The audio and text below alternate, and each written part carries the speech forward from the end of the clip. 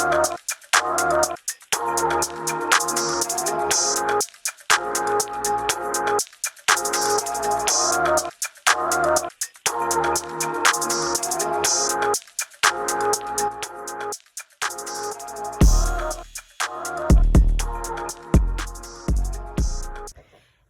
Good morning.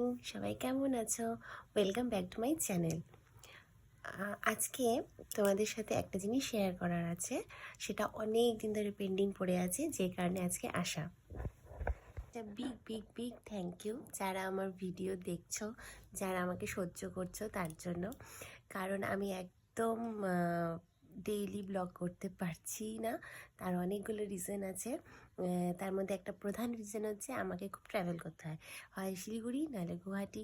আর যারা blog দেখছো তারা তো জানোই যে আমি এখন শিলিগুড়িতে আছি, তো মাঝে মাঝে গুয়াহাটিতে যেতেই হয় হাজব্যান্ডের জন্য।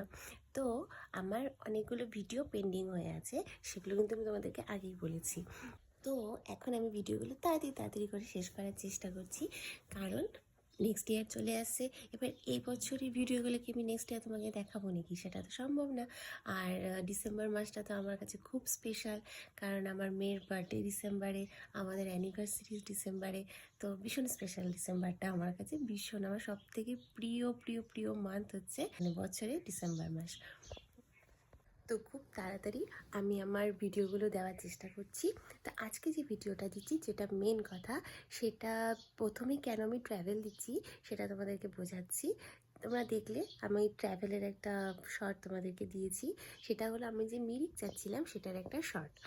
মিরিকের ভিডিওটা তোমরা দেখেইছো, অল্প একটু আমি দিয়েছিলাম।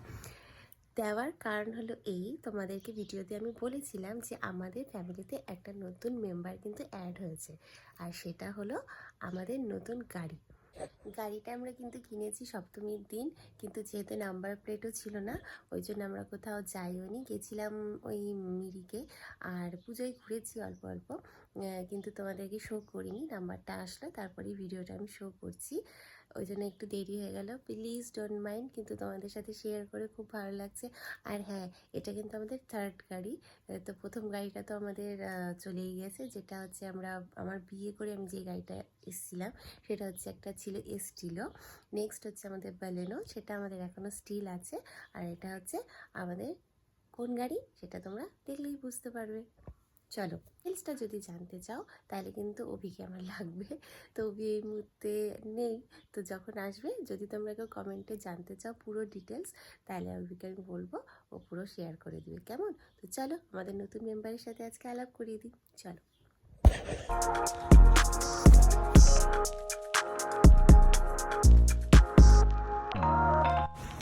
এই ঢুকলেন মহারানী শোরুমে। গিয়ে তো ছিলাম সবাই আমরা গাড়িটা কিনতে, বাট ওর আনন্দটা একটু বেশি। গাড়ি কেনা তো মুখের কথা নয়, আসলেই সঙ্গে সঙ্গে সব কিছু হয়ে যায় না, তো প্রসিডিওর থাকে। তো আমরা সকাল 10টায় চলে এসেছিলাম, আর সব কিছু মিটতে মিটতে বিকাল 5টার সময় আমরা পেলাম গাড়ির হ্যান্ডওভার। আমাদের বলেনো গাড়িটাতেও কুহু কিনতে গেছিলো, আর ও উদ্বোধন করেছিল, তবে এরকম ঢাকা ছিল না।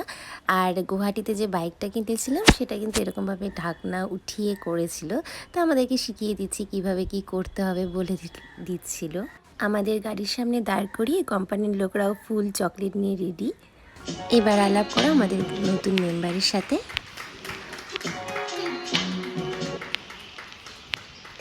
আর এই হলো আমাদের বাড়ির নতুন মেম্বার, টাটা নেক্সন ইভি।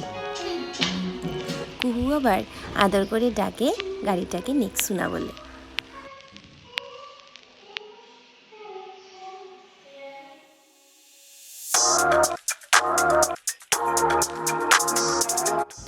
তো গাড়িটার হ্যান্ডওভার আমরা পেয়ে গেছি। এখন বাজে সন্ধ্যা 6টা।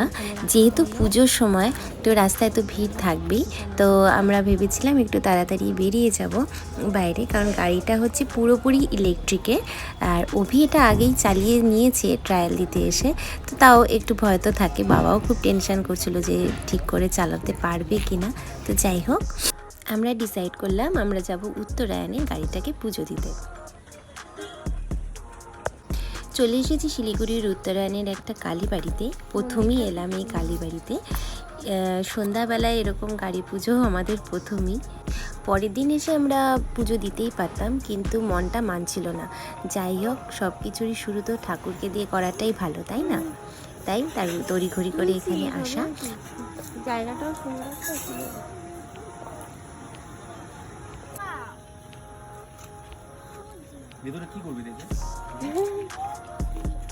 এখন অপেক্ষা চলছে ঠাকুর মশাইয়ের, উনি পুজোর থালা নিয়ে আসলে তারপরে পুজো শুরু হবে।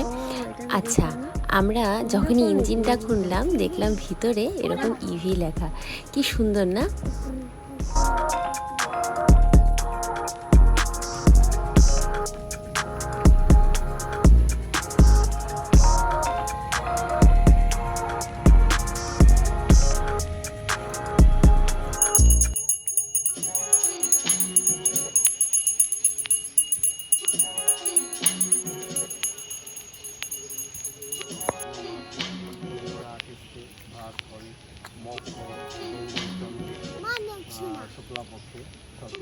যেমন সুন্দর করে পুজো দিলেন তেমন সুন্দর করে যত্ন করে গাড়িতে আবার লাল কাপড়ও বেঁধে দিলেন ঠাকুরমশাই।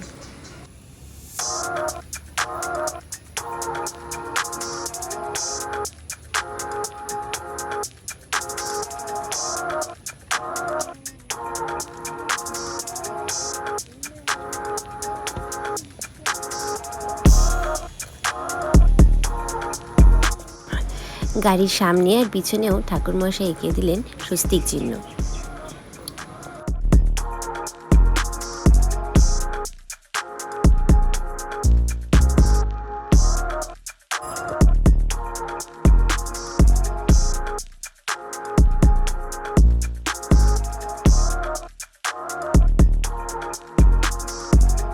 আমাদের এত গাড়ি কেনা হয়েছে, মানে এই নিয়ে 3টে, বাট কোনো বাড়ি এত সুন্দর করে পুজো কিন্তু আমি দেখিনি হতে। ঠাকুরমশাই খুবই ভালো ছিলেন আর খুবই সুন্দর করে আমাদের গাড়ির পুজোটা কিন্তু দিয়েছিলেন। ব্যাস, গাড়ির পুজো দেওয়া কমপ্লিট। এখন চলে আমাদের নেক্সোনা গাড়ির কিছু ফটো সেশন।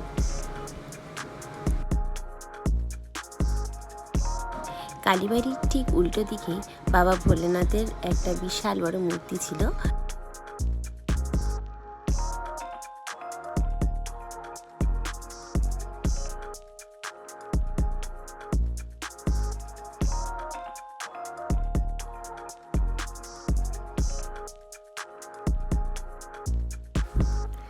আর এরপর যতবারই কোথাও ঘুরতে যাওয়া হয়েছে, পুজোয় বলো, মিরিকে যাওয়া বলো, সবই কিন্তু এই গাড়িতে করেই চলে যাওয়া হয়েছে।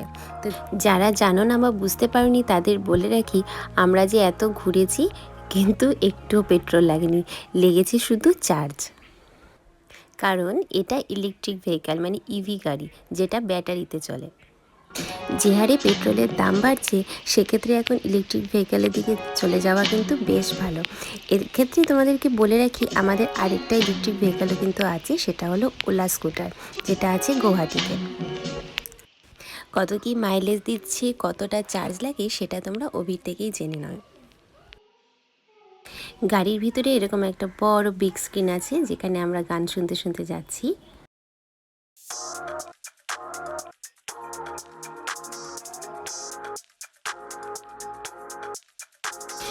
তিনটে গাড়ি আমরা কিনলাম, তবে এই গাড়ি কিন্তু আলাদাই কমফোর্টেবল।